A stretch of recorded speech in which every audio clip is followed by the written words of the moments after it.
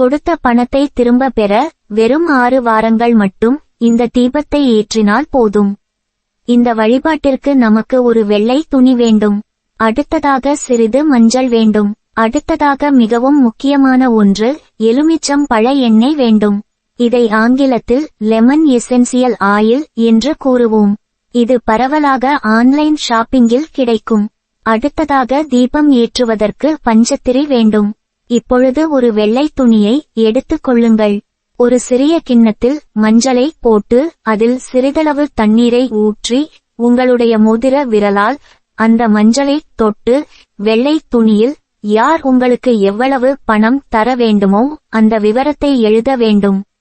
இதை வீட்டிற்கு வெளியே அமர்ந்துதான் செய்ய வேண்டும்.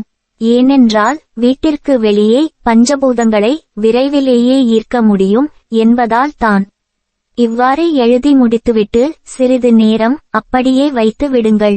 அந்த மஞ்சள் நன்றாக காய்ந்த பிறகு அதை நிலைவாசலுக்கு முன்பாக வைத்து அதற்கு மேல் ஒரு அகல் விளக்கை வைத்து அதில் இந்த எலுமிச்சம் பழ எண்ணெயை ஊற்ற வேண்டும்.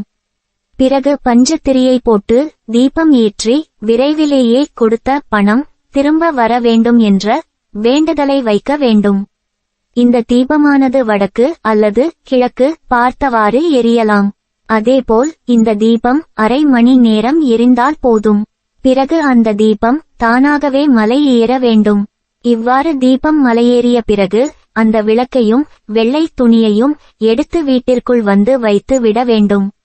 மறுநாளும் இதேபோல் முதல் நாள் எந்த நேரத்தில் ஏற்றினோமோ அதே நேரத்தில் அதே வெள்ளை துணியை வைத்து அகல் விளக்கை சுத்தம் செய்து புதிதாக எண்ணெய் திரி போட்டு தீபம் ஏற்றி வழிபட வேண்டும்.